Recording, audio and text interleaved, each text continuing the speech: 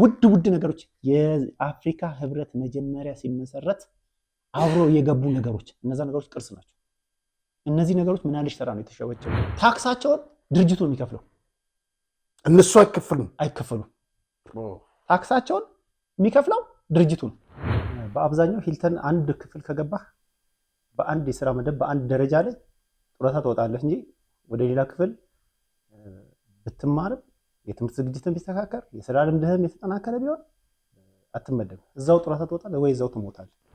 እናንተ ህብረት ነበራችሁ፣ ሰራተኛው በጣም ህብረት አለው። እንዴት ነው መብታችሁን ለማስከበር ወደ ፍርድ ቤት ያልሄዳችሁት? እያጎነበሱ እኮ እያቃሰቱ እየመጡ የሚሰሩ ሰራተኞች እንዳሉ ታውቃለህ? አሁንም ድረስ እውነት እያቃሰቱ ማለት ነው። ከላይ ስሙን ጣራው ላይ ያለው ስሙን ከውጭ ስመለከት ያስጠላኛል።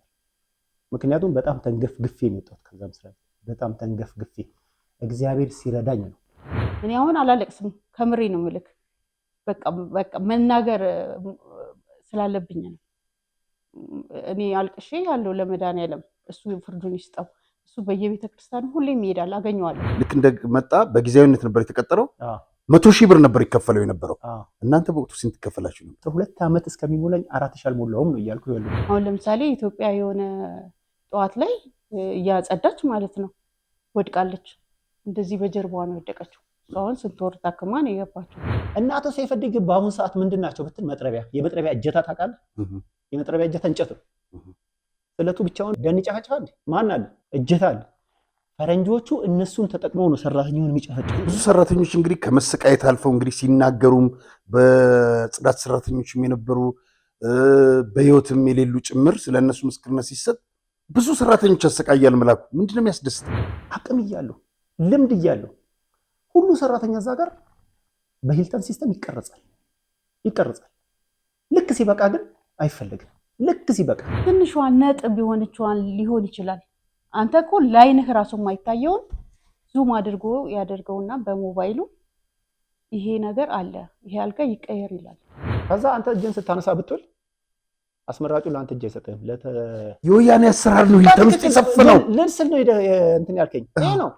አንደኛ ለራሳቸው ለምዝበራ እንዲመቻቸው፣ በሁለተኛ ደረጃ ሂልተንን አንኮታክቶ ጥለው በርካሽ መንግስት በርካሽ ብር እንዲሸጥላቸው የመንግስትን እጅ ለመጠምዘዝም ጭምር ነው የሚጠቀሙበት። ደረጃውንም እንዲወርድ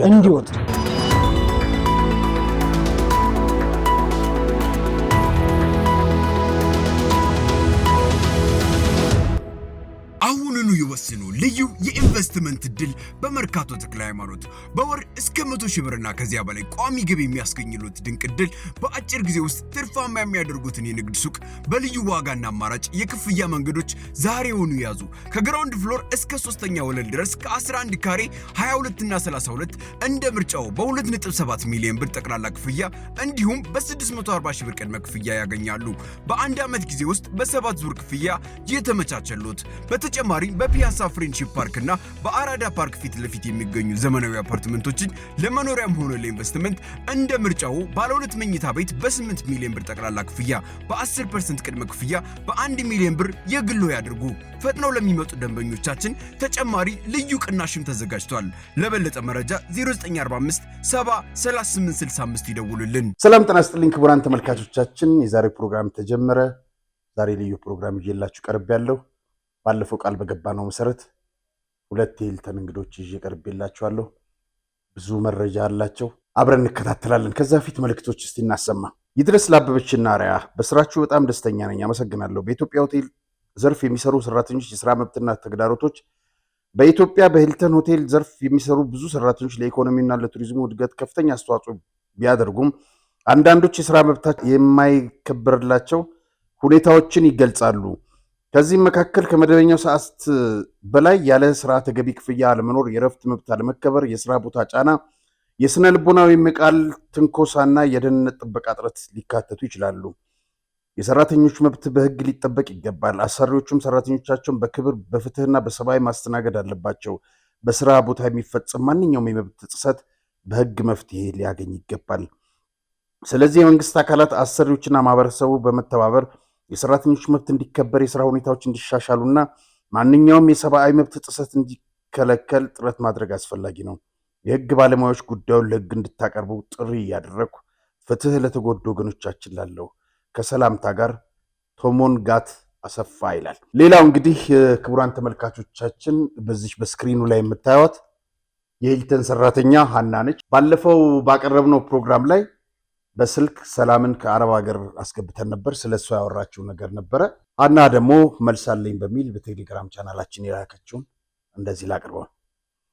ሰላምታ ታስቀድምና እኔ ሀና እባላለሁ። በሂልተን ሆቴል ውስጥ በተለያየ የስራ ክፍል እየሰራሁ ረጅም ዓመት ሆኖኛል። ራሴን በትምህርት በማሳደግ የስራ ክፍል ለውጥ አግኝቼ ከ10 ዓመት በላይ በክሊኒክ ውስጥ በነርስ ሙያ እየሰራሁ እገኛለሁ። ከስራ ውጭ በምፈልግበት ጊዜ ሌሊትም ቢሆን ለእንግዳውም ሆነ ለሰራተኛው ድንገተኛ ተጠሪ ሆኜ መጥቼ አገልግሎት እሰጣለሁ። የተጨማሪ ሰዓት ለውጥም ሆነ ተጨማሪ ክፍያ የለኝም። እንደውም ድርጅቱ የእኛን ተግባር ገሸሽ በማድረግ ከኋላ የድጋፍ ሰጪ ብቻ ናቸው በማለት የምንሰጠውን ተግባር በመናቅ የስራ እድገትም ሆነ የገንዘብ ለውጥ ሳያደርግ ቆይቷል። ዛሬ የተዳፈነው እውነት በማውጣትና በውስጣችን አቅፈነው የነበረው ገበና ገሃድ ወጥቶ ስናይ ተስፋችን ለምልሞ የድምፃችንን መልስ እየጠበቅን እንገኛለን። ሆኖም ግን በትላንትናው ቀን ማለት በቀደም ባቀረብነው ፕሮግራም ነው ሰላም ያቀረበችው መልእክት አሳዝኖኛል። አንደኛ እኛ የምንሰጠው የሕክምና አገልግሎት ነው። ስለዚህ ሁሉንም በአካልም በአእምሮም ለማሳረፍ የራሳችንን ጥያቄ ጥለን በሙሉ ኃይላችን ለመርዳት እንሞክራለን። ሰላም ወደ ክሊኒክ በመጣችበት ጊዜ እያለቀሰች ስለነበር በጣም አዝኜ ነበር። ከነበረችበት ስሜት ህመም እንድትወጣ ሞክሬያለሁ። ለተጨማሪ እርዳታ ወደ ሆስፒታል እንዲሄድ አድርጌያለሁ። ድርጅቱ ለጊዜያዊ ሰራተኞች የሕክምና ወጪን ስለማያደርግ የእሷ ግን የስራ ላይ አደጋ ነው ብለን በመግለጽ የታከመችበት እንዲወራረድ አድርጌያለሁ። ታዲያ የቱ ሁኔታ ነው እኔን በዚህ አኳያ ከነፎቶዬ እንድገለጽ ያደረገኝ? አርአያ ጉዳዮች ሲመጡ ከመቅረባቸው በፊት እነ መስፍን እውነታውን እንዲመረምሩ ቢደረግ ጥሩ ነው እላለሁ። እንግዲህ ወይዘሮ ሀና እኛ የምንሰራውን ስራ አቶ መስፍን የራሱን ፊልድ አለው፣ እዛ ሄጄ ልመረምር አልችልም። ሁለተኛ ልታውቂው የሚገባው ሌሎችም እንዲያውቁት የሚገባው ጉዳይ ሰላም ያቀረበችው ሀሳብ እንጂ እኛ ስለ አንቺ ምንም ያልነው ነገር የለም። ስለዚህ አንቺም ሀሳብሽን ይኸው እንደወረደ አቅርበነዋል። ካልሆነ የሌላውም ኃጢአት እሷም ተብላለች የተባለ ጉዳዩ እንዳይለመድ እፈራለሁ። ግን ዝምታችን ተፈልጎ ከሆነ ዛሬም አንቆምም፣ አንሸነፍም፣ እንታገላለን። ምን እንደሆነ አልገባኝም ሀሳቡ። ለማንኛውም የሀናን መልእክት አስተላልፈናል። ለዛሬው እንግዲህ በዚሁ መልእክቶቻችንን እናብቃና በ0993 08 2062 ቴሌግራም ቻናላችን ላይ ሀሳብ፣ ጥቆማ፣ አስተያየታችሁ መላክ ትችላላችሁ። ሌላው መሐመድ ሐሰን በሚል ስም ከሲቪል ሰርቪስ ጋር በተያያዘ የሰጠው አስተያየት ወይም ጥቆማ አለ።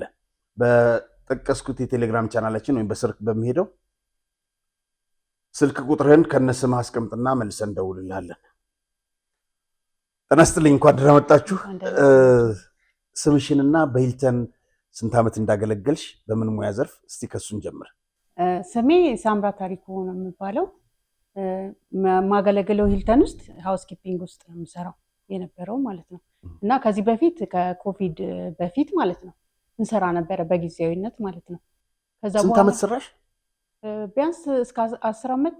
ያው በፊት ግን እንዳሁኑ እንዲቀጥታ አይደለም፣ ገባ ወጣ እያልን እንሰራ ነበረ።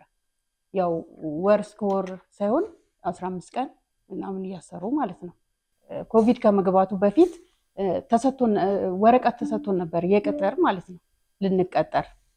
ከዛ ያው ኮቪድ ገባና ቀረ ማለት ነው። ከዛ በኋላ ተጠራን በጊዜያዊነት እንድንሰራ ማለት ነው። ግን ለአመት ኮንትራት ለአመት ተባለና ለአመት ኮንትራት ተሰጥቶን ለአመት እየሰራ ከዛ በኋላ 2 ዓመቱን ደግሞ ያለ እንትን ማለት ነው ያለ ፊርማ ያለ ምንም በቃ በየወሩ በየቀኑ እየፈረምን የወር ደሞዝ እየተሰጠን ማለት ነው። እንደዛ እየሰራን ነበር። አንድ ክፍያን በተመለከተ አንድ ሰራተኛ የላከልን አለ። በአመት ውስጥ እነዚህ ቋሚ ያልሆናችሁ ሰራተኞች 20 ቀን አሳልፈው ነው ደሞዝ የሚሰጣችሁ። ቢኒያም አልተፈረደልኝም ምን ማድረግ አልችልም ይላችኋል። ከዛ እንግዲህ ሲባዛ 240 ቀን ነው በአመት ውስጥ የሚከፈላችሁ ማለት የ8 ወር 120 ቀን የ3 ወር አይከፈላችሁም፣ የ4 ወር እና ይሄ ነበር ትክክል ነው። ከሰራተኞች የደረሰኝ ጥቆማ ስለሆነ እንዴ እኛ ሁላ እየደወልን እንደገና ደግሞ አካውንቲንግ እንሄድና እባካችሁ እንዴት ነው ደሞዛችን አልደረሰም ወይ ሄድን እየተጨቃጨቀን ወይ እሱ የለም ውጭ ወጥቷል ይባላል፣ ወይ ደግሞ ዋናው ደግሞ አለ አይደለ ዋናው ክላውስ የሚባለው ማለት ነው። እሱም ከሌለ አይሰጠንም። የግድ ከ20 ቀን 15 ቀን ግፋ ቤል ከ10 ቀን በፊት ተሰጥቶን 5 ቀን በቃ የሆነ ጊዜ በቃ ቀኑን ሁላ ታስታውሰዋለህ። 5 ቀን እና እንደዚህ ቅርብ ቀን የሚሰጥህን ማለት ነው። ሁሌም በ13 በ14ኛው ቀን ነው የሚሰጠን የነበረው። ባለፈው ፕሮግራም እንግዲህ አስተዋውቄህ ነበረ አቶ ደረጀ፣ በጣም ብዙ መረጃዎች አንተ ጋር አሉ። በሂልተን ምን ያክል አመት ሰራህ? በምን አይነት ሙያና ኃላፊነት? ለምን ስለቀክ? በመጀመሪያ ሂልተን 12 ዓመት ነው የሰራሁት።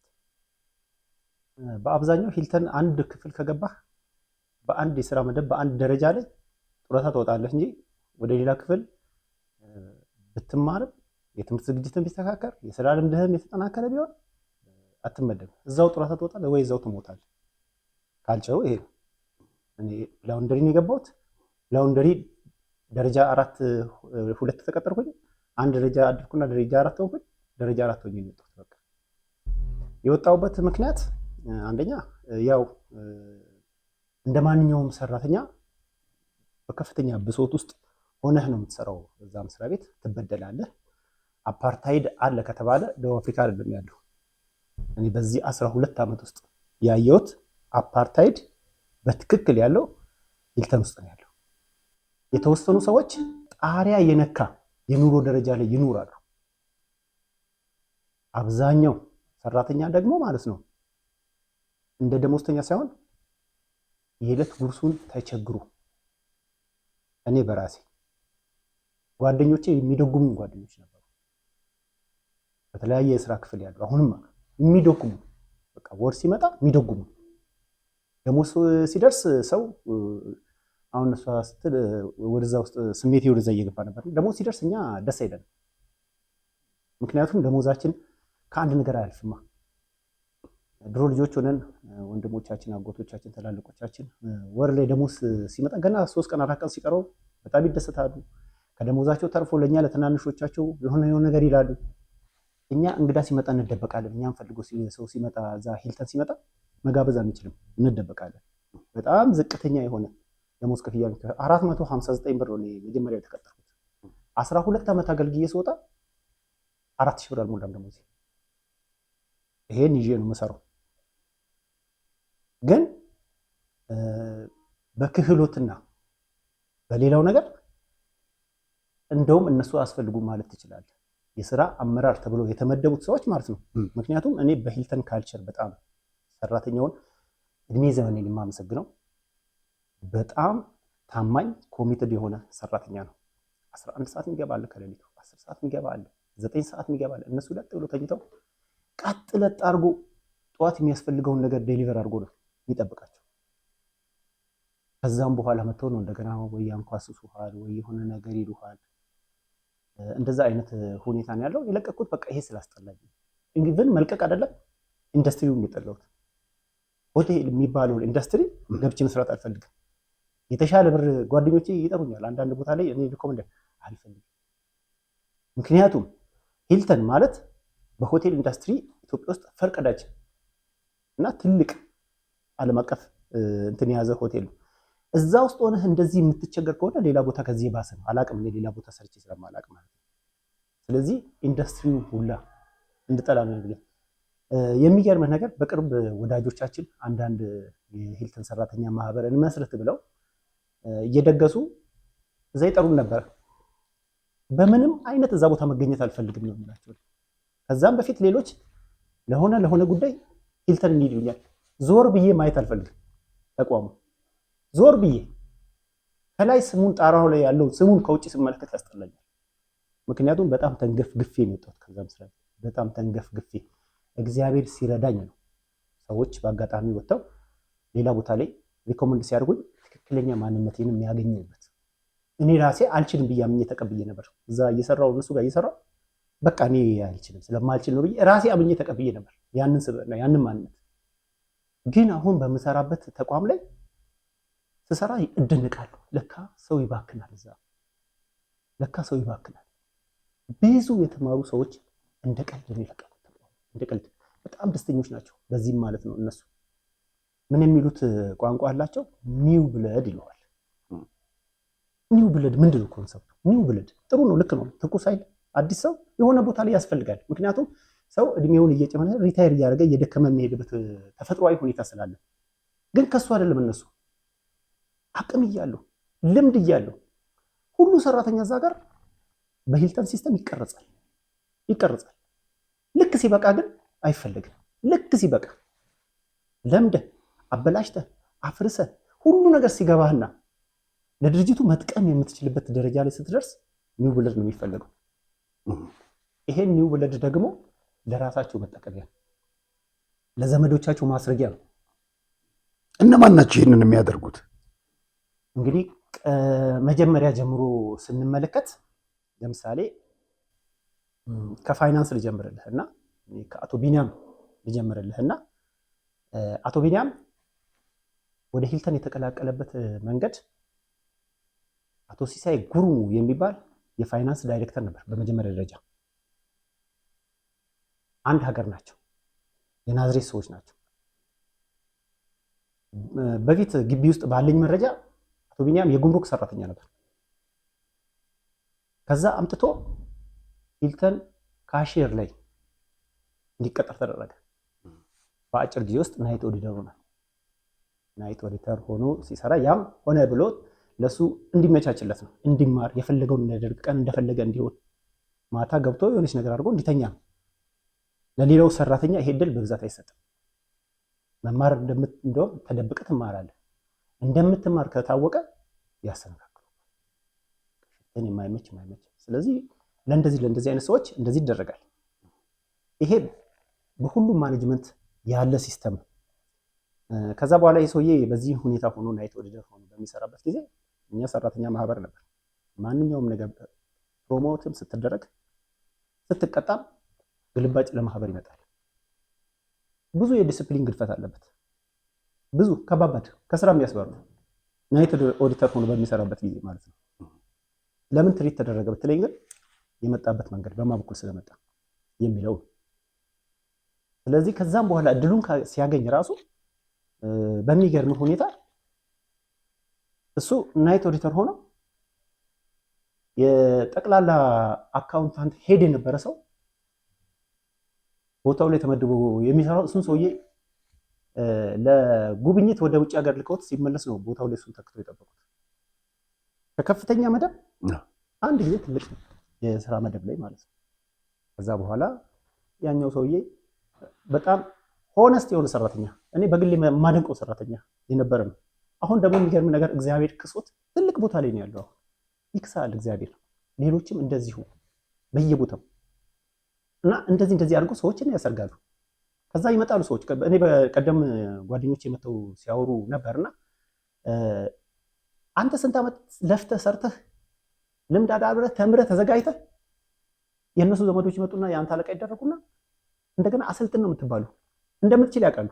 አሰልጥን፣ አሳየው፣ ስራ አሳየው ትባላለህ። ከዛ በዚህ መልኩ ከፈለጉ ደግሞ በሌላ መልኩ ደግሞ ሰው የሚያመጡት ደግሞ የሚጠቃቀሟቸው ኃይሎች አሉ። ከመንግስት ጋር የሚሰሩ መንግስት ቢሮዎች የሚሰሩ ሰዎች የሆነ ፌቨር ሲያደርጉላቸው እነሱ ደግሞ ሰዎች ይቀጥሩላቸዋል፣ በተለያዩ ሁኔታ ያስገቡላቸዋል። በትልቅ ደረጃ በተሻለ ደረጃ እኛ ከመሬት አፈርፍቀን ነው የሆነ ቦታ የምንደርሰው። እሱም አንደርስም፣ የሆነ ቦታ ላይ ያቆሙሃል በቃ። እና በዚህ መልኩ ነው ሰው የሚያስገቡት ማለት ነው። እነማ ብትለኝ ዘሆል ማኔጅመንት ስፔሻሊ አሁን ያሉት እነዚህ ማለት ናቸው። ስለዚህ ትላንትና የሰማሁትን አቶ ደረጀ ልንገር። ልክ እንደመጣ በጊዜያዊነት ነበር የተቀጠረው። 100,000 ብር ነበር ይከፈለው የነበረው። እናንተ በወቅቱ ስንት ይከፈላችሁ ነበር? እኔ ነገርኩ 12 ዓመት እስከሚሞላኝ 4,000 አልሞላውም ነው እያልኩ ያልኩት። ከ409 ብር ነው 459 ብር ነው ይቅርታ የተቀጠርኩበት ደሞዝ ማለት ነው። የሚገርም ከዛ ወደዚህ የገጠመኝን ነገር ልንገርህ። እሳቸው አቶ መላኩ በሂልተን ፖሊሲ ይሉሃል፣ አንድ ሰራተኛ ስራ ከለቀቀ በድጋሚ መቀጠር አይችልም፣ በቃ አይችልም ይሉሃል። ብዙም ሰራተኛ እንደዛ ነው። መመለስም የሚፈልግ የለም ኦፍኮርስ። እና እሳቸውን በዚህ መልኩ ሲመልሱ እኔ ደግሞ ምን አይነት እድል አገኘው መሰለህ? አውትሶርስ አድርገው ስራ ስቲዋርዲንግ ላይ ማለት ነው፣ የእቃ ማጠቢያ ክፍል ላይ አውትሶርስ አደረጉ። ያ አውትሶርስ ያደረጉት ድርጅት እኔን ቀጠረኝ። ኃላፊ ሆኖ ማታ ስራውን ኮኦርዲኔት እንዳደርግለት ማለት ነው። ከዛ ቀጠረኝ።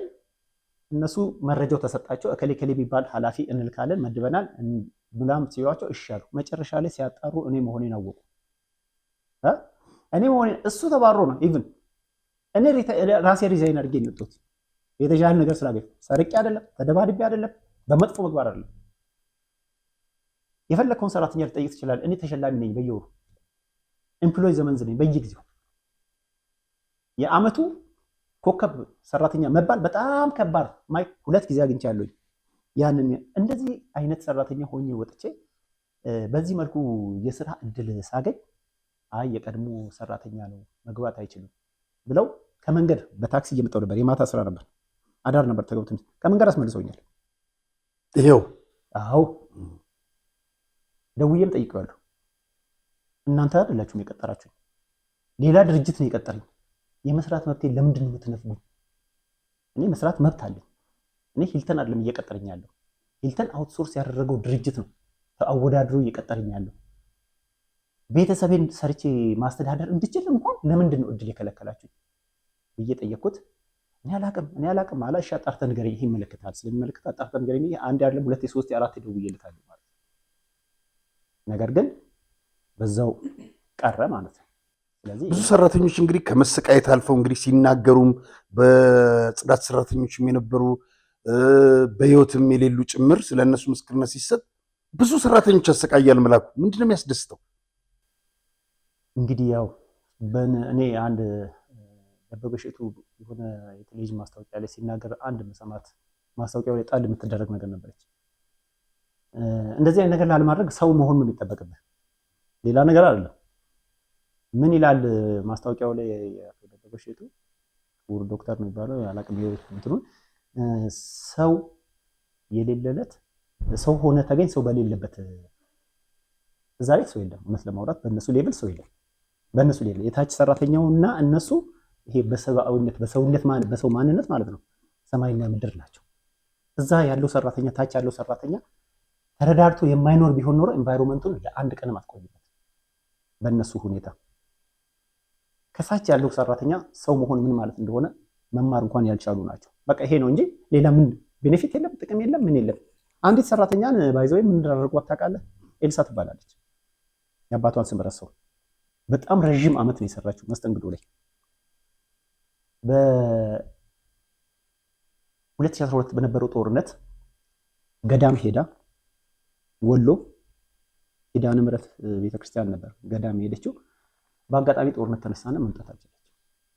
በቃ ጦርነቱ እስኪለቅ መንገዱ ስላልተከፈተ 6 ወር ነው የቆየችው። ይሄው በዚህ አደጋ ውስጥ ሆና እግዚአብሔር አተረፈሽ እንኳን አተረፈሽ ተብላ ድርጅቱ ረዥም ዓመት እንዳገለገለችው መስሪያ ቤት መዳኗን በጥሩ መልኩ ተመልክቶ ወደ ስራው ተመለሽ ብሎ አባረራት። እሱ ማለት መላኩ ይሄ በጣም የግፍ ግፍ ነው። ብዙ ነገር እኔ ከሱ ጋር በተያያዘ ክበብ ለምሳሌ የሰራተኛ ክበብ አለ። የሰራተኛ ክበብ የሚሰሩ ሰራተኞች አሉ። ወደ 6-7 ሰራተኞች አሉ። የእነሱ ነገር ያስጨንቀናል። ከዛም በተረፈ ክበቡ አመቱ ሙሉ ሰርቶ የሚያደርገው ምንድነው መሰለህ? ሰራተኛን ለበዓል ይደግምበታል። በጡረታ ሪታየር ያደረጉ ሰራተኞችን ሪኮግናይዝ ያደርግበታል። የእነሱን ስራ ይሰራበታል። ሰራተኛውን አመቱ መጨረሻ ላይ ይጠራና በቃ ጡረታ የወጡትን በራሳቸው መንት የወጡትን ጠርቶ ለነበረን መልካም ቆይታ ድርጅቱን ስላገለገላችሁ ቴንኪው ምናምን ብሎ ያን ጉዳይ ያደርግበታል ማለት ነው። ሲቀጥል ሰራተኛው ወደ ስራውም ሲገባ ሆነ ከስራው ሲወጣ አረፍ ብሎ ሰብሰብ ብሎ ይጫወታል። የራሱ ማህበራዊቱን ያወጣል። በቃ ርቦትም ሊመጣ ይችላል። ቀነስ ያለ ክፍያ ከፍሎ ሳንዱቹንም ምኑንም በልቶ ወደ ስራው ይገባል። ይሄ ሁኔታ ስላላስደሰታቸው ብቻ ደግሞ የሚገርመው መጨረሻ ላይ እኛ ቤቱን አድሰን ከዛ በላይ ሰራተኛው እንዲጠቀምበት፣ ምክንያቱም ከሂልተን ጡረታ ወጥተው በመኖርና ባለመኖር መሀል ያሉ ሰዎች አሉ። በችግር ምክንያት እነዛን ሰዎች እንደጎምበታለን ተብሎ ስትራቴጂ ተይዞ ማህበሩና የክበብ ኮሚቴው ተማክሮ ክበቡን አድሰን ሰፊ አገልግሎት ለመስጠት ቤቱን አድሰን ስንዘጋጅ ካልዘጋችሁታል። እንደ እድል ሆኖ ኮሮና መጣና በኮሮና ምክንያት ይዘጋ ተባለ። ዘጋን። መንግስት ፈቀደ። መጨረሻ ላይ አይደለም አንዳንድ ምግብ ቤቶች ሆቴሎች እንዲከፍቱ የዛን ጊዜ እኔ አይዋሽም እግሩ ላይ ወድቅ ያለውኝ ቢሮ ሄጄ መላኩ ላይ እንዲከፍት ለምን ብትል 7 ሰራተኞች ስራ ፈተዋል። ማህበሩ ይከፍላቸው ነበር እስከሆነ ጊዜ ደሞዛቸው። ከዛ በላይ የሚያስጌድ ጉዳይ ስላልሆነ ሰዎቹ መጥተው ስራቸው ላይ ተገኝተው ቤተሰባቸውን መምራት ስላለባቸው እባክህን ብዬ ሰኔ ሚካኤል ቀን ነው 2012 ላይ ገብቼ ለምንኩት እንጂ መጀመሪያ ከስራ እኛንም የማይፈልጉትን ሰው በሰው በኮሮና ምክንያት ወደ ቤትህ ነው የምትሸኘው። በቃ ብታስፈልግም ባታስፈልግም ምንም የሚፈልጉት ሰው ደግሞ እንደፈለገ ከፈለገ መስራት ከፈለገ ይመጣል፣ መስራት ካልፈለገ ሀገሩ ሲረጋጋ ደግሞ በጣም ኃይለኛ የኮሮና እንትን በሚያስፈራ ወቅት ላይ ግባ ትባላል። ጉዳዩ ደግሞ ሲረጋጋና በቃ ሰዎች መንቀሳቀስ ይችላሉ ብሎ ጤና ጥበቃ መረጃ በሰጠበት ሰዓት ደግሞ 9 ወር 7 ወር ቤት ትኛለህ። ተስፋ እንድትቆርጥ እንዲያስጠላ ነው እየተደረገ እየሰራን የነበረው። ይሄ ነው ሰው ያለመሆን ጉዳይ። መጨረሻው ምን ሆነ? ክበቡ መጨረሻ ላይ ምን ተደረገ መሰለህ? አሁን የመብት ጉዳይ ስለሆነ እንደማንለቃቸው ስለሚያውቁ እንደምንታገል እንደምንጠይቃቸው እንደማንለቃቸው ማለት እንደምንጠይቃቸው ስለሚያውቁ ከፖሊስ ጋር ለማጋጨት ለፌደራል ፖሊስ ሰጡት። ፌደራል ፖሊስ ቦታ ቸግሮኛል ሳይላቸው ሰራተኛ ማሳደርበት ካምፕ ቸግሮኛል ሳይላቸው ክበቡን ሰራተኛው እንዳይጠቀምበት ካምፕ አደረጉት። የፌደራል ፖሊስ ካምፕ አደረጉት። ካምፕ ቢሆን እኛ ወንድሞቻችን ተቸግሮ ቢሆን ቦታ ጠፍቶ ቢሆን ሰራዊቱ ሀገር የሚጠብቅ ነው፣ እኔን የሚጠብቅ አካል ነው፣ ማንንም የሚጠብቅ አካል ነው። ይሄ ይቀድማል ችግር ቢኖር ማለት ነው። ሰራዊቱ ፖሊሶችን ማስገባት እኮ አይደለም። አሁን ቅድም እንዳልከው እንዳትገናኙ ነው። እንዳትገናኝና ውለታ ለመስጠትና የሆነ ነገር መብት በምትጠይቅበት ወቅት በቃ የሆነ እርምጃ እንዲወስዱላቸው ነው እንጂ ችግሩን የመንግስትን ችግር ለማቃለል ፈልገውም አይደለም። በመጀመሪያ ደረጃ ይሄ በቃ ቅድም እንዳልከው የክፋት ጥግ ነው። ቅድም እነሱ የሚሰሩትን ስራ ሰራተኛ ለምን ይጠቀማል? ለምን ይረዳል? ለምን በችግር አይሞትም? ለምን በራብ አይሞትም? እነሱ መጨረሻ ላይ ብቻ ስትሞታል ሲባል አበባ ገዝተው ቀብርን ማስፈጸም ይሄን ነው የሚያደርጉት እንጂ ሰውን የመርዳት እንትን የላቸው። መርዳት አይደለም ምን መርዳትማ ጥሩ ነገር ነው። አለመርዳትም ደግሞ እኮ ዝም ብሎ መሀል መቆም ሰላም ነው አይደል? ገፍቶ መጣል ደግሞ ሌላ ጉዳይ። ይሄ ነው ያለው ሁኔታ ማለት ነው። ሳምራ እንግዲህ ወደ አንቺ ደግሞ ልምጣ። በተለይ ሃውስ ኪፒንግ ላይ በጣም ብዙ ሴቶች በደል ይፈጸምባቸዋልና እስከ 18 ክፍል ነው ታጸዳለች አንድ ሴት። እንደዛም አድርጋችሁ እንደዛም አድርገን በሚገርም ሁኔታ ማለት ነው ያንን አጽድተ ነው የወጣ ነውን። አብሶ አሁን ቼክ አውት ሆኖ አራይቫል ቤቶች ከተባለ አሁን አሊጃን ከሆነ ጃናሊ ወይ አሊጃን ስሙን ሁሉ ጊዜ ስለምሳሳት እሱ ወይ ደግሞ ላርስ ከሆነ ማለት ነው አልጋውን አንጥፈክ ጨርሰው ወጣሃል አንተ። እሱ ደግሞ ሊያይ ይገባል አይደል? ትንሿን ነጥብ ቢሆንቿን ሊሆን ይችላል። አንተ እኮ ላይንህ ራሱ የማይታየውን ዙም አድርጎ ያደርገውና በሞባይሉ ይሄ ነገር አለ፣ ይሄ አልጋ ይቀየር ይላል። ከፈለገም እንዳለ ገልጦ አልጋውን አስቀምጦት ድጋሚ ይቀየርልን ሊልም ይችላል። እነዚህ ነጮቹ ማለት ናቸው። ነጮቹም ነው የምልክ። እኔ አሊጃንም ቤት ላርስም ቤት ሰርቻለሁ። ቤቶቹን ማለት ነው እኔ እሰራላቸው ነበረ። አብዛኛውን ጊዜ ቋሚዎቹ እረፍት ሲወጡ ዲዮፍ ተኪ ይባላል። በዛ እንገባለን እኛ ማለት ነው። እዛ ሰርቻለሁ። አሁን አሊጃን ቤት በጣም ነው የሚጨንቀው። ገና ለመግባት ራሱ ስታስበው በቃ የሚያረገው ኮምፕሌን የሚሰጥህ ኮምፕሌኖች ብቻ ስለምታስበው ጭንቀት ይዞክ ነው እሱ ለክፍል ገብተህ የምትሰራው ማለት ነው። ቢያንስ 2 ሰዓት ምናምን ይፈጅብኛል እኔ እሱ ቤት ገብቼ ሰርቼ ስወጣ ማለት ነው። ምንም ነገር በቃ ላለማስቀረት ምንም አይነት ኮምፕሌን እንዳያመጣብኝ ማለት ነው። ግን እንደዛም ሆኖ የሆነ ነገር ሊናገር ይችላል። ለአንተ ደግሞ አይነግርህም እኮ መጥቶ ስትሰራ መጥቶ ያይሃል። እንዴት ነሽ ደህና ነሽ ብሎክ ይሄዳል። ልክ ሄዶ ግን ላለቃክ ነው ሄዶ የሚናገረው። አለቆችሽ አብሾች ናቸው? አዎ አብሾች ናቸው። እነማን ናቸው? ሱፐርቫይዘሮቻችን አሉ። ከዛ በላይ ደግሞ አሲስታንስ ማናጀር አለች።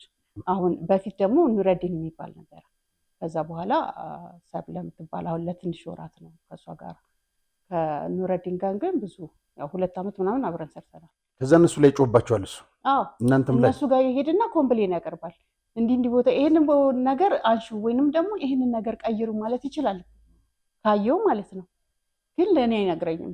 ይሄድና እንደዚህ እያደረገች ነው፣ ሂዱና እንደዚህ በሏት። ስንት ነበር ደሞዛችሁ ይሄን ያክል ዓመት ስትሰሪ?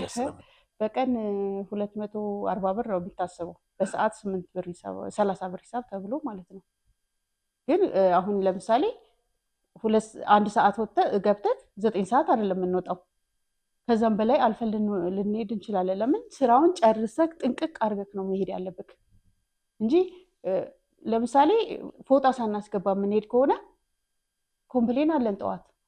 ስለዚህ ግዴታ ላውንደሪ አጥቦ ጨርሶ ፎጣ ሲመጣ ፎጣችንን አስገብተን ነው መሄድ ያለብን። አብሶ ለእንግዳ ቤት አራይቫል ለሆኑ ቤቶች እንደዛ ነው። ያንን ሳልታደርግ ደግሞ መሄድ አንችልም። ያው አለቆቻችንንም ማስወቀስ ነው። እኛ ሳንሰራ እነሱ ላይ ነው ጫና የሚበረታው ማለት ነው። እና ለዛ በቃ በስራ ላይ ያሉ ጉዳት የደረሰባቸው እህቶች የምታስታውሸው ነገር አለ? በጣም ብዙ ናቸው። ከቋሚዎች በጣም ብዙ ለምሳሌ ይወደቁ አሉ። አሁን ለምሳሌ ኢትዮጵያ የሆነ ጠዋት ላይ እያጸዳች ማለት ነው ወድቃለች። እንደዚህ በጀርባዋ ነው የወደቀችው። አሁን 8 ወር ታክማ ነው የገባችው።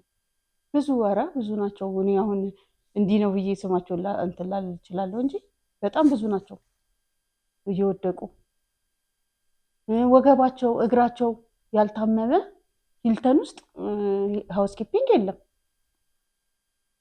በጣም ከባድ ነው ስራው።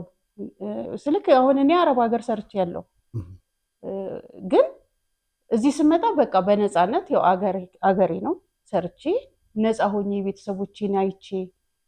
አረብ ሀገር ስትሆን የቤተሰብ ፍቅር ናፍቆት ነው። እዚህ ግን ቢያንስ ገብተህ ስትወጣ ጠዋትና ማታ ከቤተሰቦች ጋር ነው የምትኖረው ብለህ ነው የምታስበው። እና የስራውን ጫና እኔ በብዛት እኔ እንደውም ይሉኛል አንቺ ምንድነው እንትን አትይም? ጫና እንኳን ቢኖረው ማለት ነው እኔ ነኝ ማጠናከራቸው ጓደኞቼ ተው ምናምን እያልኩት በቃ ያንን ነገር አስበዋለሁ። ሰው ሀገር ሄደህ ከመሰደድ ቢያንስ በአገር ሆነክ ሰርተክ መግባት ራሱ ትልቅ ነገር ነው። ደሞዙ አይደለም እኛ ወጥቼ መግባቴ ነው እንጂ እኔ ደሞዙ አስተዳድሩኝ አይደለም። 5000 ብር ቢሆን እኮ 26 ቀን ስትሰራ ነው 5000 ብር የሚሰጥክ። ግን ከዛ ወይ ታመህ ስትቀር ወይ የሆነ ነገር ሆነ ከቀረክ ያ ብር ይቆረጣል። የሰራህበትን ነው የሚያስቡልክ። ትርፍ ሰዓት ብትሰራ ትርፍ ሰዓት አይታሰብልህም። አሁን የእረፍት ቀን አይታሰብም። በዓል እንገባለን። የበዓል አሁን ቀን ይሰጣት ይሆናል እንጂ ገንዘቡ ታስቦ የበዓል አሁን ሌላው ድርጅት ወይ ጥፍ ኦቨርታይም ይባላል አይደል? እዚህ ኦቨርታይም የለም። በቃ በዓል ግዴታ ናችሁ እናንተ በቃ እንትን ጊዜያዊ እስከሆናችሁ ድረስ መግባት ግዴታ ናችሁ እንባላለን። እንደ ግዴታም ተብሎ እንገባለን እኮ በዓልም ማለት ነው። እና ከባድ ነው። አቶ ልዑል ሰገድ ባለፈው ጊዜ አንድ ጽሁፍ ጽፎልን ነበር። ትላንትና ማን እንዲጻፍልኝ ወደ አማርኛ መልሰነዋል። በተለይ እናንተን የሚመለከት ማለት ነው። በዓለም አቀፍ ደረጃ አንድ ቤት አያያዝ ሃውስኪፐር ሰራተኛ በ8 ሰዓት የስራ ፈረቃ ውስጥ እንደ ሆቴሉ የአገልግሎት ደረጃና የክፍሎች አይነት በአማካይ ከ8 እስከ 12 ክፍሎችን ያጸዳል። ለአንድ የቤት አያያዝ ሰራተኛ 18 ክፍሎችን መመደብ ከመጠን ያለፈ የስራ ጫና ሲሆን በሰራተኞች ደህንነት፣ በአገልግሎት ጥራትና በፍትሃዊ ስራ መብቶች ላይ ከባድ ጥያቄዎችን ያስነሳል። ሂልተን አዲስ አበባ ይህን የሰራተኞች ምደባ መመዘኛ በጥንቃቄ እንደገና ሊገመግም ይገባል። የሆስፒታሊቲ የላቀ ጥራት በፍጹም በሰው ክብርና ሰብአዊነት መስዋዕትነት ሊገኝ አይገባም። እንግዲህ የሚያሳዝን ነው። በጣም ቀላል የምትለው እኮ 14 ቤት ነው። 12 ቤት በብዛት ሰርተን አናውቅም። ይሄ በዓለም አቀፍ ደረጃ ነው፣ እሱ ስታንዳርድ ነው። ሁለተኛ በነገራችን ላይ በሰዓት መነሻሽ አሜሪካን ሂልተን፣ ሌሎችም ሆቴሎች እዛ አሜሪካ $18 ነው በሰዓት። እናንተ 30 ብር ነው የምታገኙት። እሺ ቀጥይ። እና 18 ቤት ደግሞ የሚሆነው ለምን እንደሆነ ታውቃለህ? አሁን እነዚህ ቋሚዎቹ በብዛት ሲክሊፍ ይወስዳሉ። ለምን በል ጫና አለው ስራው። በዛ ላይ አሁን አራይቫል ከተባለ ብዙ እንግዳ ግሩፕ እንግዳ ሊገባ ይችላል። አንድ ሜድ 5-6 ቼክአውት ሊኖራት ይችላል። ያንን ሁላ ሰርታ አሟልታ ፎጣ ምንም ነገር ሳይቀር አጠናካ ነው ሱፐርቫይዘር ገብቶ የሚያየው ማለት ነው ቤቱ። ያንን ሁላ ለመስራት የእንግዳ ቤትም ይኖራል። በዛ ላይ 14-15 ቤት ተሰጥቶ 16 ቤት ተሰጥቶ ቼክአውት ተሰርቶ የእንግዳ ቤት ተሰርቶ ይቺ ሴት እንዴት ነው በቃ ማትታመመው? ስለዚህ ጫና ይኖራል፣ ይቀራሉ። ሲክሊፍም እየተቆረጠባቸው ነው የሚቀሩት። ዝም ብሎ አይደለም። በፊት አይቆረጥም ነበር መሰለኝ በፊት። አሁን ግን እኩል ለኩል ተቆርጦ ነው በቃ ምንም ማድረግ ሳይችሉ ማለት ነው። እያጎነበሱ እኮ እያቃሰቱ እየመጡ የሚሰሩ ሰራተኞች እንዳሉ ታውቃለህ? አሁንም ድረስ እውነት እያቃሰቱ ማለት ነው። እኔ ብዙዎቹን እኔ አውቃቸዋለሁ እየታመሙ እየመጡ ስማቸውን መግለጽ አልችልም፣ ለምን የራሳቸው እንትን ስለሆነ ማለት ነው እንጂ በጣም እየታመሙ እነሱ አሁን ሲክሊፍ ሲወስዱ ሰው ያንሳል ማለት ነው። ሰው ባነሰ ቁጥር ደግሞ ጫናው የሚመጣው ዋናው ላይ ለመጣው ሰው ላይ ነው። እኛ አሁን ካጁዋሎች በብዛት በቃ ጫና የሚኖርብን ማለት ነው። ያው እነሱ ቢያንስ እኛ ራሱ እንላቸዋለን እናንተ ቢያንስ ሰርቪስ ቻርጅ አላችሁ፣ እኛ ግን ሰርቪስ ቻርጅ እንኳን አይታሰብልንም። አሁን የአፍሪካ ህብረት ማለት ነው ያሁኑ የ2026 ማለት ነው በሚገርም ሁኔታ ወደ 2 ወር 3 ወር የተዘጋ ቤቶች ነው ያጸዳ ነው። እኔ ያበሶ ማለት ነው እና ጓደኞቼ አሉ እና ስናጸዳ ቀለም ቤት ነው ቀለም እንደ አዲስ ታድሶ ማለት ነው። ስሩት ይባላል፣ እንሰራለን። ይመጣና ያየዋል አሊጃል ማለት ነው። ይሄ ቤት ቀለም መቀባት አለበት። ሰርተን ከጨረስን በኋላ ድጋሚ ቀለም ሊገቡ ይችላል። አንተ ለፍተህ ሰርተህ ጨርሰህ በቃ ጨርሻለሁ ስትል ድጋሚ ቀለም ቤት ይባልና ቀለም ቀቢ ያስገባል። ክቡራን ተመልካቾቻችን አሊጃን ማለት ይሄ ነው። እሺ፣ በሚገርም ሁኔታ የራሳቸው አሁን ኢንጂነሪንጎች አሉ ቀለም ባይ የሂልተን ማለት ነው ከውጭ ነው የሚመጡት። እዚህ ያሉት የድርጅቱ ሂልተን ድርጅቱ ሰራተኛው በጣም ነው የሚገርም ጥምረት አለው። ጽድት አድርገው ነው የሚሄዱት እዚህ ያሉት ቀቢዎች ማለት ነው። ግን ከሌላ ቦታ ነው የሚመጡት በኤጀንሲ አላቅም በምን እንደሚያመጧቸው። በቃ አልኩክ ሰርተክ የወጣውን ቤት ድጋሚ ቀለም ይገባል። ድጋሚ ነው የምትሰራው ያንን ቤት ማለት ነው። እንደገና ታጸዳላችሁ። ድጋሚ በቃ ድጋሚ ልክ እንደ አዲስ ፈቅፍቀህ ምን ብለክ ነው የምትሰራው። እና እንደዛ ነው በቃ ቤቱ እንደዛ ሆነን ሰርተን ማለት ነው። እኔ አሁን ያልኩክ አሁን ላይ የመጣችው ሱፐርቫይዘር አለቃዋ ማለት ነው በጣም ነበር እንትን ያለችው ደስ ያላት። በቃ እናንተንማ ቋሚ ነው ማስቀጥራችሁ ምናምን ሁላ ለእኛ አትነግረንም። ያው ለሱፐርቫይዘሮች ምናምን በቃ እነዚህ ልጆች በጣም ጎበዞች ናቸው በጣም ነው የሚሰሩት ብላ ሄዳ ሁላ ሄለንን ጠይቃት ነበር። ቢያንስ 2 ሰው እቀጥርልሻለሁ ብላታለች በቋሚነት ማለት ነው። 2 ሰው ምናምን ብላታለች። እና እሷ ራሷ ተስፋ አድርጋ ነበረ። እና ያንን ሁላ ቢሰርተን ማለት ነው ያንን ሁላ ያ ሁላ እንግዳ ሄዶ ተስተናግዶ ትርፍ አግኝቷል ሂልተን። በጣም በብዙ ሺህ ነው እንደውም የተከፈላቸው። እኛ ግን በማግስቱ ነው የተባረርነው። በቃ ካጁዋል የሚባል ከነገ ጀምሮ አላየም። እኔ እንደውም ሰምቼ በቃ ምንም አልመሰለኝም መጀመሪያ ላይ። ይሄንን ውሳኔውን የሚነግራችሁ ማን ነው? አሁን እሷ መጣች። ልክ ጠዋት እኔ 12ኛ ላይ ነበር የምሰራው፣ ጓደኛዬ ደግሞ 4ኛ ላይ ነው። እና ማንም ሱፐርቫይዘር አልመጣም እኔ ጋር ጠዋት ላይ። እንዴ ለምንድን ነው ዛሬ እንዴት ነው ያልመጡት ምናምን ብዬ ወረድኩኝ ጓደኛዬ ጋር። እንዴ ዛሬ ማንም አልመጣም እኔ ጋር ስላት እኔ ጋር ማንም አልመጣም። ለካስ እነሱ ፈርተው ነው። እንዴት ያንን ሁላ ስራ ሰርተው ጨርሰው በቃ ሄዱ ብዬ አባረራቸዋለሁ ብላ በጣም ተሰምቷት ነው እሷ ለካስ። ከዛ መጣች፣ የሆነ ሰዓት ላይ መጣችና ሳምሪ ጨርሰሻል ስራ ዛሬ አራይቫል የለብሽ ምናምን አለች። የለብኝም ምናምን አልኳት። እሺ ብላ ሄደች። ልትነግረኝ መጣ ነበር ግን እንዴት ብላ ትንገረኝ እኔ። ከዛ ወረድኩኝ። ምሳ ላይ ልንወርድ ከጓደኛዬ ጋር ስንሄድ ድንገት እሷ ደግሞ ክፍሎች ልታይ መጣች እና ገባችና እኔ ምን ላድርግ በቃ ላለማየት ብዙ ጥሪ ያለው ግን ምን ብዬ እንደምነግራችሁ ከብዶኝ ነው እና ከነገ ጀምሮ እኮ እንዳትመጡ ልላችሁ ነው አለች። ከዛ ምንም መጨናነቅ አይጠበቅብሽም ምንም ችግር የለውም አልኳት እኔ። ከዛ እኔ በጣም ነው የተሰማኝ። አለቀሰች ሁላ። የሚገርም እንደዛ ያንን ሁላ አቧራ እኔ አሁን አላለቅስም ከምሬ ነው ምልክ በቃ መናገር ስላለብኝ ነው። እኔ አልቅሼ ያለው ለመድኃኒዓለም እሱ ፍርዱን ይስጠው። እሱ በየቤተ ክርስቲያኑ ሁሌም ይሄዳል፣ አገኘዋለሁ። ገብርኤል ይሄዳል፣ በአታ ይሄዳል፣ አያዋለሁ። ግን እንደ አንድ ክርስቲያን አይደለም። ልፋታችንን እኛና በደንብ ያውቀናል። አቶ መላኩ ልፋታችንን ያውቃል። እዛ ላይ ደግሞ ምንም አንዲት ቀን ኮምፕሌን መቶብን አያውቅም እኛ ስንሰራ። እውነት እንግዳ ራሱ ቴንኪው ብሎ ነው የሚሄደው። ግን እኛ ቴንኪው ተብለን እንግዳ ለላርሱላ እችን ልጅ በጣም ጥሩ ሰርታልኛለች፣ ጎበዝ ታማኝ ናት ብሎ ላይ የነገረው እንግዳ አውቃለሁ። ግን አንድም ቀን ካጁዋል ጊዜያዊ ስለሆነን ለኛ እንትን መስጠት አይፈልግም። በቃ እሷ ጎበዝ ናት እና ቴንኪው እንድንባል አይፈልግም። እንኳን እኛ ቋሚዎቹ ነው ራሱ በቃ ሁሌም ጠዋት ላይ ስብሰባ ሲኖር ኮምፕሌን ነው እንጂ ዛሬ ጥሩ ሰርታችኋል ተብሎ ተጨብጭቦ አያውቅም።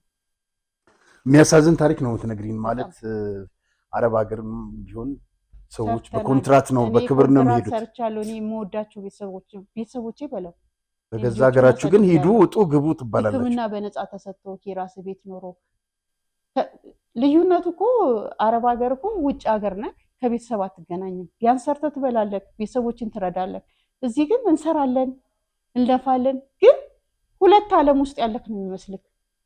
ኢትዮጵያ ውስጥ ነው ያለሁት አንዳንዴ እንላለን እንዴ ኢትዮጵያ ውስጥ ነው እንዴ ያለ ነው። ግን እንዴት ነው ሁለት አይነት ህይወት የምንኖረው? እኛ እንደዚህ እየሰራን በቃ እንትን ምስጋና የማይኖርክ በቃ ሁሌም የሆነ ነገርም ሲደረግ በቃ የሆነ ሰው ነው ያው እኛን ለመንካት ማለት ነው። በቃ ካጁዋል ነው ጊዜያዊ ነው። ጥፋት እንኳን ቢኖር ቶሎ ብሎ ጊዜያዊ ነው የሚሉት። ግን የሚገርም ጊዜያዊ ሆነን አንድን ቀን ኮምፕሌን ደርሶብናል። ግን ምን ችግር እንዳለባቸው አላውቅም።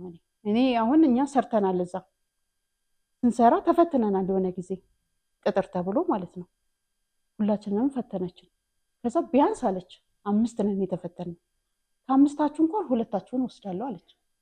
እኛ ማንንም ወሰጂ፣ ግን ከኛ 2 ሰው መወሰድ ለእኛ ደስ ይለናል። ያው ጓደኞቻችን ናቸው፣ ቢያንስ የሆነ ሞራል ይኖርሃል።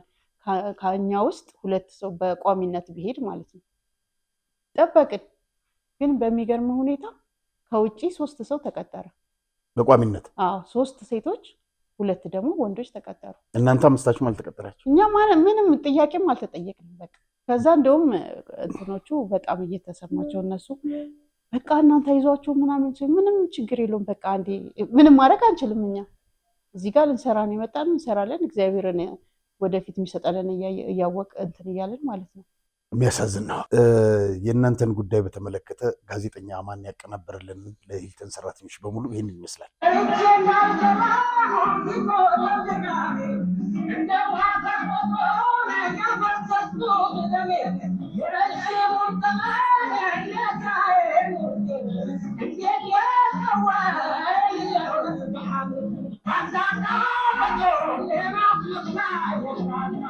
በአንዳንድ አፈጮሌ አስመሳይ አለ እና ይህን እንዳቀናብርልን አማን እናመሰግናለን።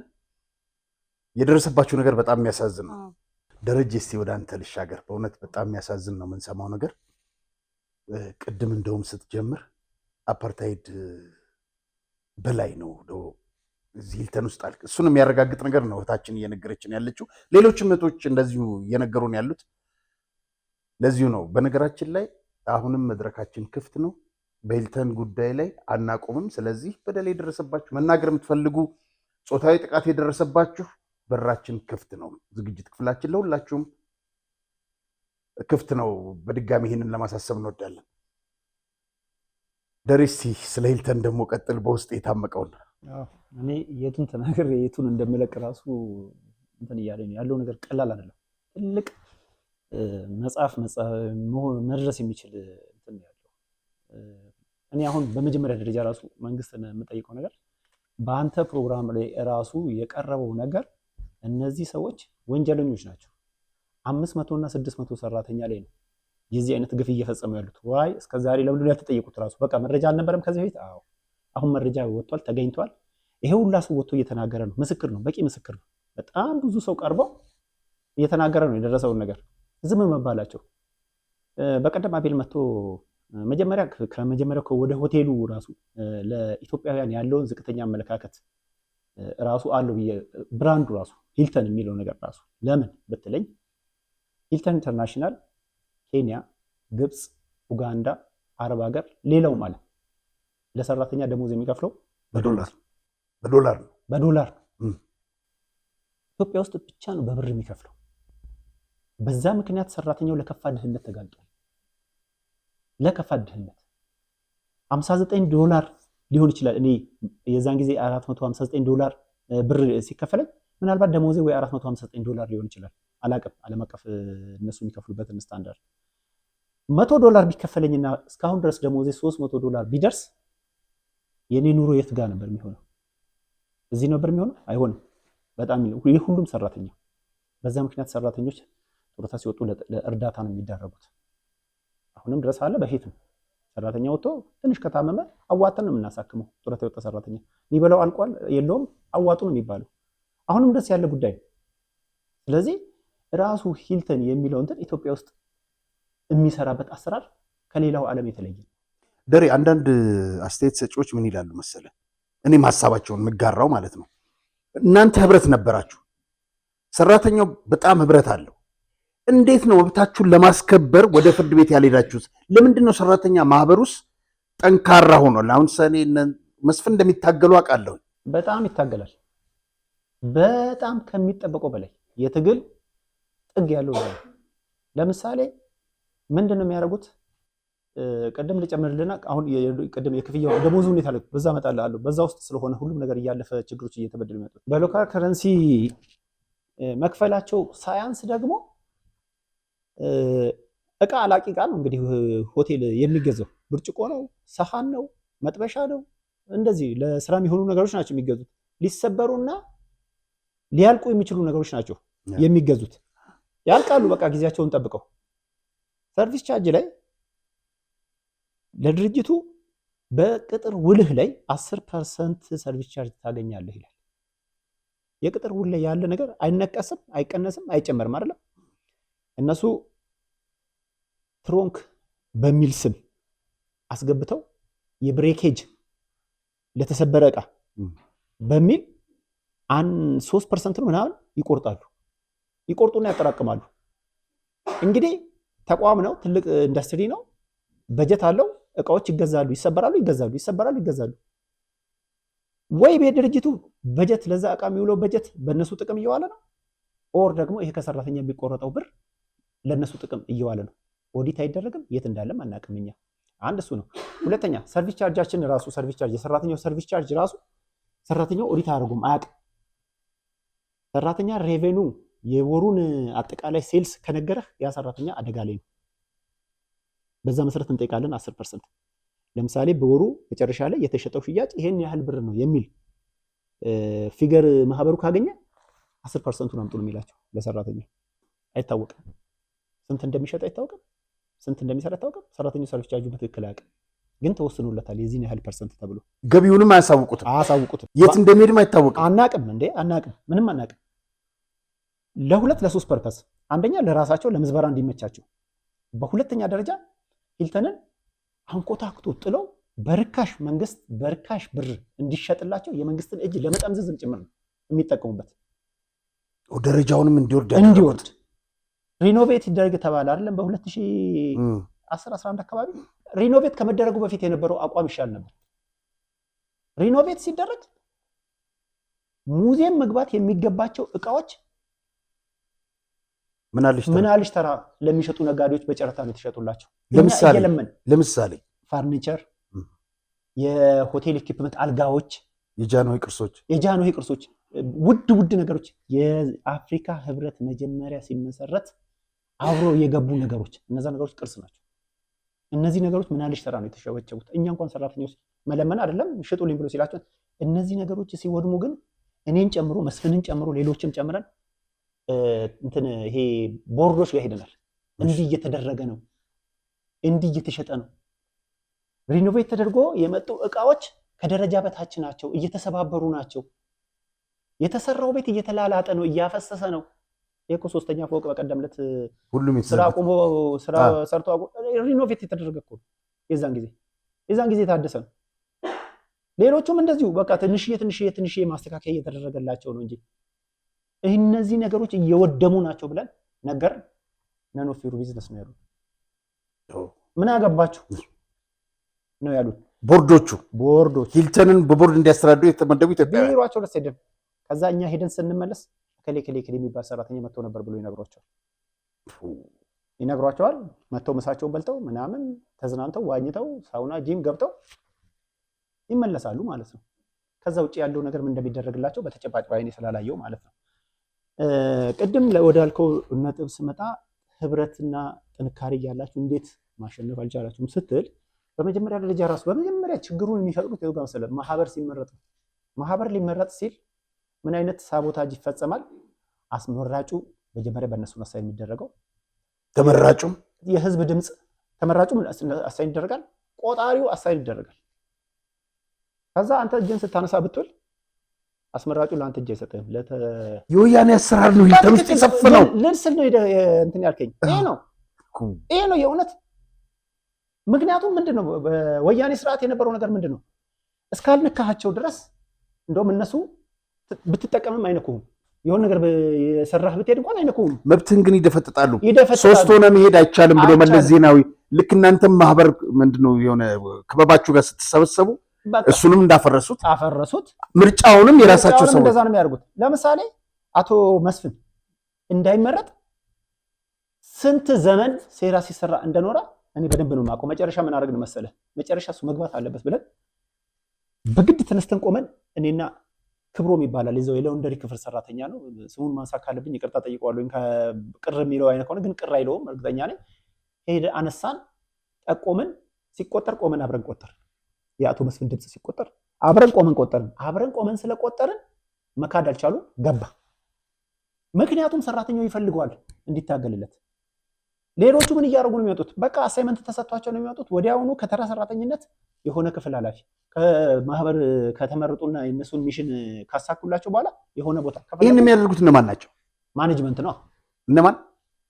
ይሄ ከነ አቶ መላኩ ጨምሮ ሁሉ በኤችአር ነው የሚሰራው። ይሄ ስራ የሚሰራው በኤችአር ነው፣ በሌላ በማንም አይደለም። ሁሉም ቦታ ሰራተኛ በማባረሩ በማሰቃየቱም አበባ ጉንጉን በማስቀመጡም። አዎ ለምሳሌ አቶ ሰይፈዲን አሁን ያለበትን የስራ መደብ ማለት ነው ያለበትን የስራ መደብ ያስገኘለት የሰራተኛ ማህበር እሱ ቦታ የውጭ ዜጋ ነበር ተመድቦበት የሚሰራው። ሚስተር ፒተር ይባላል፣ ኬንያዊ ነው። አይሆንም ብሎ ሰራተኛ ታግሎ ሁሉን የስራ መደብ ለውጭ ዜጋ መስጠት ለምን?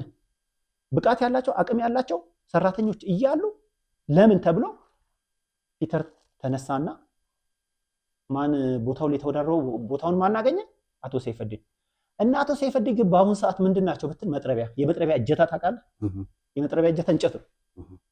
ስለቱ ብቻውን ደን ይጨፈጭፋል። ማን አለ? እጀታ አለ። ፈረንጆቹ እነሱን ተጠቅመው ነው ሰራተኛውን የሚጨፈጭፉት። አበሾቹም ኢትዮጵያዊውን የሚጨፈጭፉ ለመጨፍጨፊያ እነሱ እጀታ ናቸው። የነዚህ ድሮም በታሪክ እንደምታውቀው ጠላት ሀገራችንን ሲወር በራሱ እኮ ምንም ነገር ማድረግ አልቻለም። ባንዳ ተጠቅሞ ነው። እነዚህ ሰዎች ናቸው አሁንም የዛን ታሪክ ድግግሞሽ እየደገሙብን ያሉት ማለት ነው። በእነሱ ነው እንትን እየተባልን ያለ ነው። ሂልተን በባንዳ ነው እየተጠቃ ያለው፣ በባንዳና በጥቅመኛ።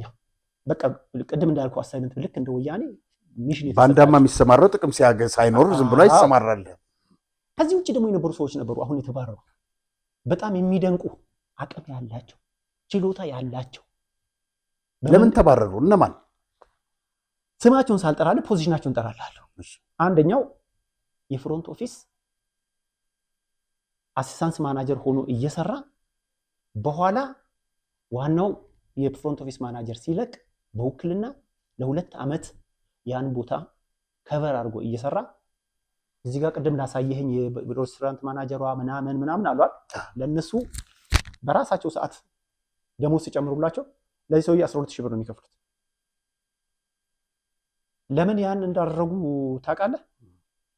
ከኤሪያ የኤችአር ማናጀር መጣች። የኤሪያው የሚድል ኢስት እና የአፍሪካ መጣችና የሰራተኛን ቅሬታ ለመስማት በምታደርግበት ወቅት እነዚህ ሰዎች ይሄና አንድ ልጅ አለ ትራንስሌት በማድረግ ስላገዙ፣ አንድ ሁለተኛ ቅድም እድሳት በሚደረግበት ወቅት እየተሰራ ያለው ነገር ትክክል አይደለም ብለው ውጪ ጉዳይ ሚኒስቴር ሄዶ መረጃ ሰጥተው ነበር። እነዛ መረጃ የተቀበሉ ሰዎች መጥተው ነገሩ። በምን አረጋገጣችሁ ብትለኝ ይሄ ሰው የሰራውን ስራ ሪፖርት ሲያደርግ ዋይኖት ሚስተር ክላውስ ነው ያለው። ውጪ ጉዳይ ሄደ ለምን ሪፖርት አታደርግም ያለው?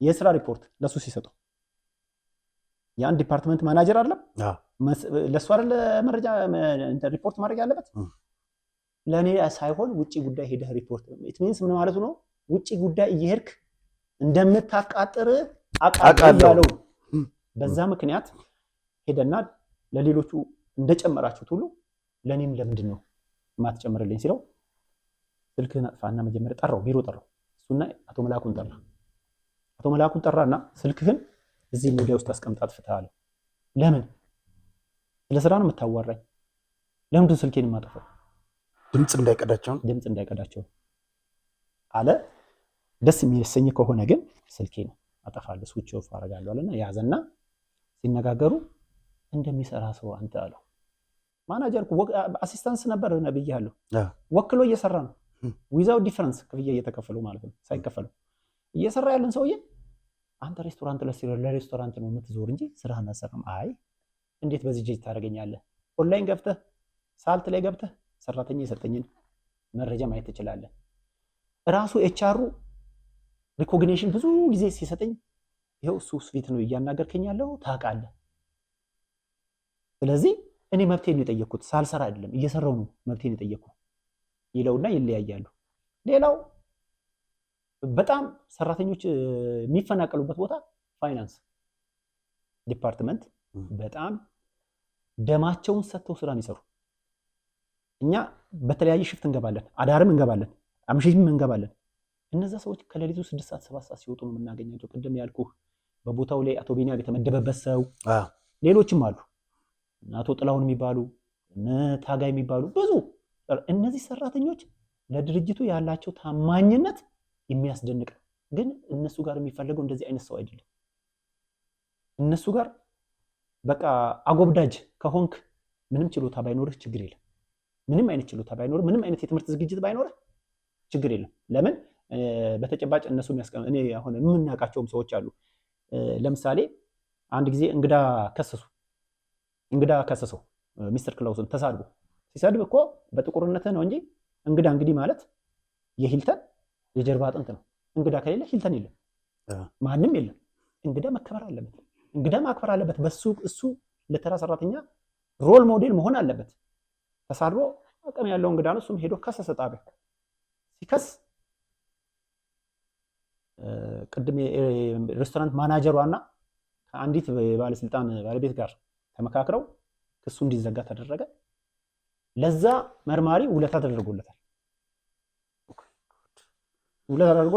እርሱ ይሰራል ሌላው የሚኖሩበት ኑሮ እዛው ግቢ ውስጥ የሚኖሩበት ሁኔታ እኔ እርግጠኛ ያለውም ሌላው ሂልተን ለማንም ሰራተኛ ቤት አይሰጥም ለማንም ሰራተኛ 6 የውጭ ዜጋ አለ በአሁኑ ሰዓት ከ6 እስከ 7 የሚሆኑ የውጭ ዜጎች አሉ እነዛ በሙሉ ሆቴሉ አከራይቶ የሚሸጠውን አልቤርጎ መኖሪያቸውን አይከፍሉም እሱም ብቻ አይደለም መኪናውን ይጠቀማሉ ምግቡን ይጠቀማሉ ነዳጅ ይጠቀማሉ ምግብ እኔ እዛ ያለው ማስታውሰው ለእንግዳ ጠፍቶ ከውጪ ኢምፖርት የሚደረጉ ምግቦች ከውጪ ጠፍተው እነሱ ግን ስቶካቸው ቤታቸው ውስጥ ስቶክ አድርገው ተቀምጧል አለ በየቤታቸው በተለይ ጀነራል ማናጀሩ ቤት ማለት ነው ተደነግጣለህ ያለው የመጠጥ አይነት ያለው የምግብ አይነት ተደነግጣለህ እሱ ብቻ አይደለም በውድ ዋጋ ከኖቪስ ይገዛለታል እንደገና ቤት ውስጥ የሌለ ነገር ከሆነ በድርጅቱ ወጪ ይገዛለታል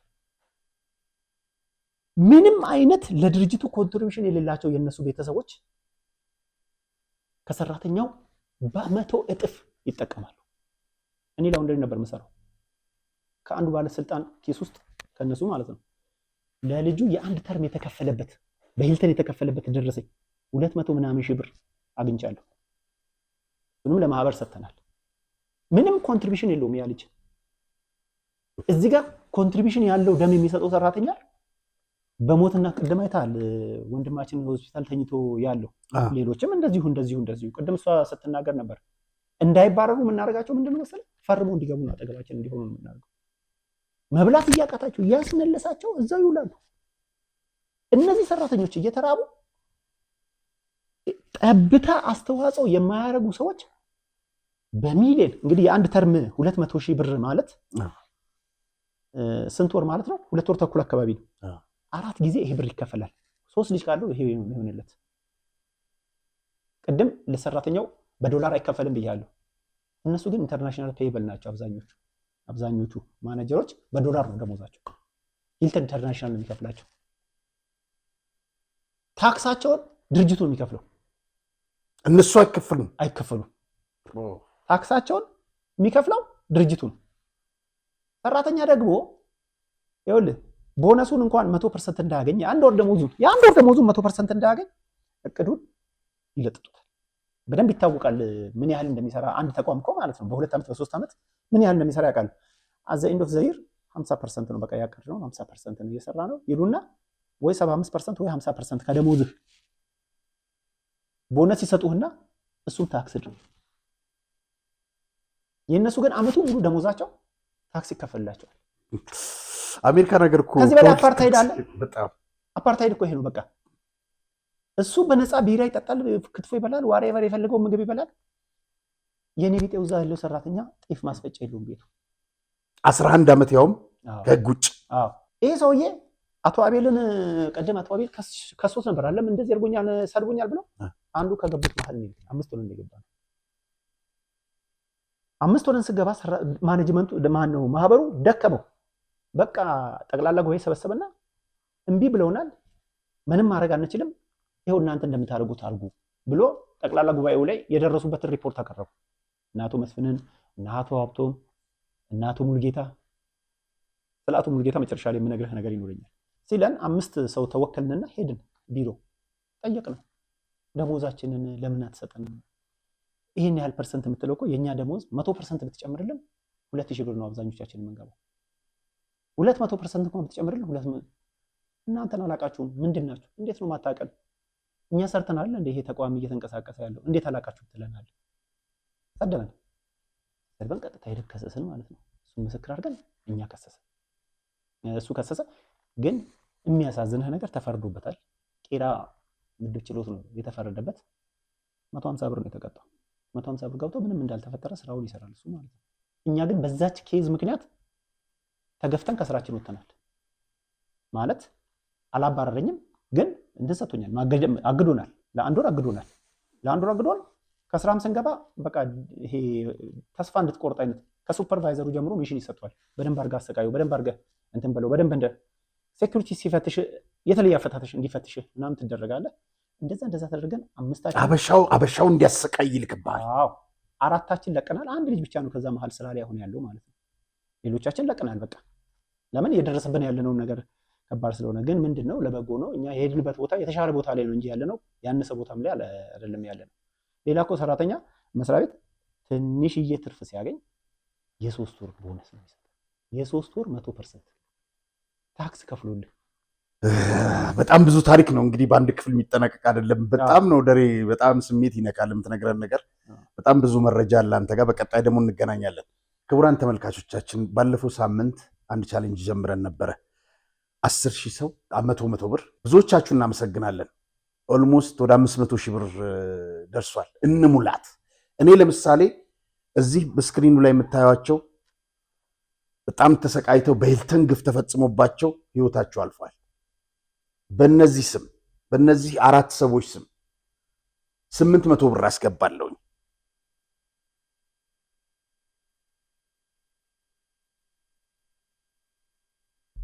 እስቲ እያንዳንዳችሁ ለ5 ወዳጆቻችሁ መልእክቱን አድርሱ። ዛሬም 200 ብር አዋጡ። በአሜሪካን የምትኖሩ ወዳጆቼ ምንም አላስቸግራችሁም። $2 ከስር በምታዩት የጌታሁን ይልማ ኢትዮጵያ ንግድ ባንክ 100,000 11 97 774 100,000 11 97 774 $2 በውጭ ያላችሁ አስገቡ። በተረፈ ለ5 ሰው ጓደኞቻችሁ እችን አካውንት ላኩላቸው። 200 ብር በቻሉት እንዲያስገባዋል። ለምሳሌ እኔ ለስዩም ተሾመ፣ ለፋሲል ሽፈራው፣ ለአምሮ ታደሰ፣ ለአማን ከበደ እና ለሚስባህ ለነዚህ 5 ሰዎች እልካለሁ። እናንተም ለወዳጆቻችሁ 5 ሰው ላኩ። የቻላችሁትን እናዋጣና ይህን ልጅ እናድነው። ክቡራን ተመልካቾቻችን ለነበረን ቆይታ በጣም አመሰግናለሁ። በእውነት ብዙ ነገር ነው ከዚህ ቀደም ካቀረብናቸው እንግዶች ስለ ሂልተን ከነገሩን እናንተ በጣም ትልቅ ነው። ደሬ ክፍል 2 ይዘን እንቀርባለን። እንግዲህ ሰሞኑን እናመሰግናለን ለነበረን ቆይታ። ጌታውን ኩላሊት ንቅለ ተከላ እንዲደረግልህ ተብለሃል። ምን ያክል ነው የሚፈጀው? ባለቤቴ ኦልሬዲ ምርመራውን ጳውሎስ ጠቅላላ ምርመራ ጨርሰናል። ወደ ውጭ የሚላክ የመጨረሻ ምርመራ እሱንም ጨርሰን መጣን። አሁን 1 ሚሊዮን ብር አምጡ ተብለናል ቀጠሮውን ለማድረግ። ኦልሬዲ ጨርሻለሁ። ሐምሌ ትገባላችሁ ነው የተባለው። ገንዘቡ እንደሌለህ ነው የነገርከኝ። ሌላው ቀርቶ አሁን ዳንስ ማድረግበት የለኝም። አሁን ለነገ ዛሬ አድርጌ ለነገ ዳንስ ይቸግረኛል፣ የለኝም። ክቡራን ተመልካቾቻችን እንግዲህ በጣም ብዙ ወዳጆች አላችሁ፣ በጣም ብዙ ደግ የሆናችሁ እማቃችሁ፣ በአሜሪካንም በአውሮፓም ያላችሁ፣ በደቡብ አፍሪካም በሌላም ቦታ ያላችሁ ወንድማችን እንርዳው። የባንክ አካውንቱ እንግዲህ ከስር ይሄዳል። ልግለጽላችሁ 100,000 11 97 77 4 ደግመዋለሁ 100,000 11 97 77 4 ጌታሁን ይልማ። ክቡራን ተመልካቾቻችን በቀጣይ ከአበበች ጋር እንከሰታለን። የዛሬውን በዚሁ ያበቃን። ቸርን ሰንብት። አሁኑኑ ይወስኑ። ልዩ የኢንቨስትመንት እድል በመርካቶ ተክለ ሃይማኖት በወር እስከ 100,000 ብርና ከዚያ በላይ ቋሚ ገቢ የሚያስገኝሉት ድንቅ እድል በአጭር ጊዜ ውስጥ ትርፋማ የሚያደርጉትን የንግድ ሱቅ በልዩ ዋጋና አማራጭ የክፍያ መንገዶች ዛሬውኑ ያዙ። ከግራውንድ ፍሎር እስከ 3ኛ ወለል ድረስ ከ11 ካሬ 22 እና 32 እንደ ምርጫው በ2.7 ሚሊዮን ብር ጠቅላላ ክፍያ እንዲሁም በ640,000 ብር ቅድመ ክፍያ ያገኛሉ። በአንድ ዓመት ጊዜ ውስጥ በ7 ዙር ክፍያ የተመቻቸሉት። በተጨማሪም በፒያሳ ፍሬንድሺፕ ፓርክ እና በአራዳ ፓርክ ፊት ለፊት የሚገኙ ዘመናዊ አፓርትመንቶችን ለመኖሪያም ሆነ ለኢንቨስትመንት እንደ ምርጫው ባለ 2 መኝታ ቤት በ8 ሚሊዮን ብር ጠቅላላ ክፍያ በ10% ቅድመ ክፍያ በ1 ሚሊዮን ብር የግሎ ያድርጉ። ፈጥነው ለሚመጡ ደንበኞቻችን ተጨማሪ ልዩ ቅናሽም ተዘጋጅቷል። ለበለጠ መረጃ 0945 70 3865 ይደውሉልን።